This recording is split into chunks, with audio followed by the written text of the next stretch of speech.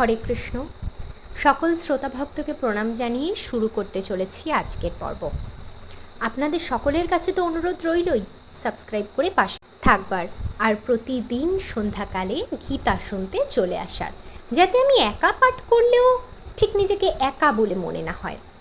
তাহলে শুরু করা যাক। প্রকৃতি পুরুষ বিবেকযোগ, শ্লোক 31।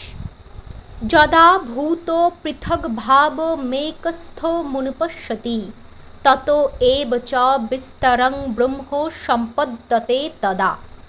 অনুবাদ: যখন বিবেকী পুরুষ জীবগণের পৃথক পৃথক অস্তিত্বকে একই প্রকৃতিতে অবস্থিত এবং একই প্রকৃতি থেকেই তাদের বিস্তার দর্শন করেন, তখন তিনি ব্রহ্মভাব প্রাপ্ত হন।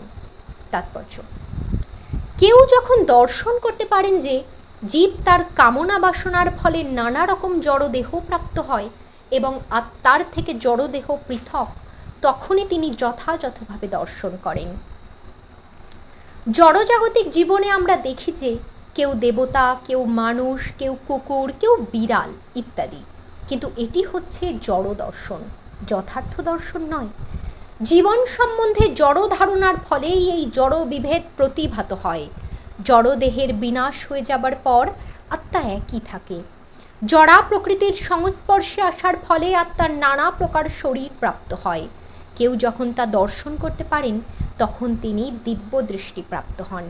এভাবেই মানুষ, পশু, বড় ছোট আদি পার্থক্য থেকে মুক্ত হয়ে তার চেতনা যখন পরিশুদ্ধ হয় এবং তিনি তখন তার চিন্ময় স্বরূপে কৃষ্ণ ভাবনামৃতে উন্নতি সাধন করতে সক্ষম হন, তখন তিনি কিভাবে সব কিছু দর্শন করেন তা পরবর্তী শ্লোকে বর্ণনা করা হবে। শ্লোক 32। অনাদিত্যান্নির্গুণোর্তাৎ পরমাত্ময়োমব্যয়ঃ শরীরস্থোহপি কৌন্তেয় ন করতি ন লিপ্যতে।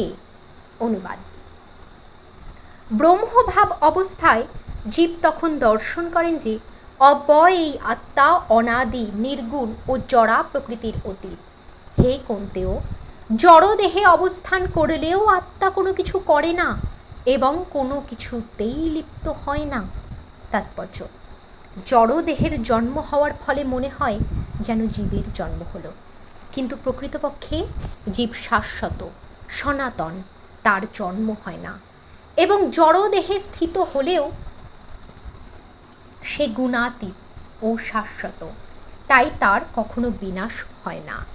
স্বভাবত সে হচ্ছে আনন্দময়, সে নিজে কোনো রকম জড় কার্যে নিযুক্ত হয় না, তাই জড় শরীরের সংস্পর্শে আসার ফলে যে সমস্ত কার্য সম্পাদিত হয় তা তাকে আবদ্ধ করতে পারে না।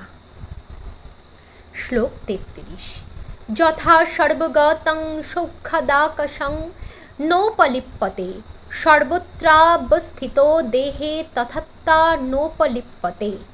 অনুবাদ: আকাশ যেমন সর্বগত হয়েও সূক্ষ্মতা হেতু অন্য বস্তুতে লিপ্ত হয় না, তেমনি ব্রহ্মদর্শন সম্পন্ন জীবাত্মা দেহে অবস্থিত হয়েও দেহ ধর্মে লিপ্ত হয় না। তাৎপর্য: জল, কাদা, বিষ্ঠা আদি সব কিছুতেই বায়ু প্রবেশ করে, কিন্তু তাহলেও কোনো কিছুর সঙ্গে বায়ু মিশ্রিত হয় না। তেমনি জীবাত্মা যদিও নানা রকম শরীরে অবস্থান করে, তবুও তার সূক্ষ্ম প্রকৃতির প্রভাবে সে সব কিছু থেকে পৃথক থাকে। তাই জীবাত্মা যে কিভাবে এই শরীরের সঙ্গে যুক্ত থাকে এবং এই শরীরের বিনাশের পর সে যে কিভাবে এই শরীর থেকে চলে যায়, তা জড় চক্ষু দিয়ে দর্শন করা সম্ভব নয়। জড় বিজ্ঞানের মাধ্যমে কেউই তা বিশ্লেষণ করতে পারে না। আজ এ পর্যন্তই সমাপ্ত। সবাই কিন্তু কমেন্টে হরে কৃষ্ণ লিখতে ভুলবেন না। তাহলে আজ আসি। সুস্থ থাকবেন, সাবধানে থাকবেন, গীতা শুনবেন প্রতিদিন। হরে কৃষ্ণ।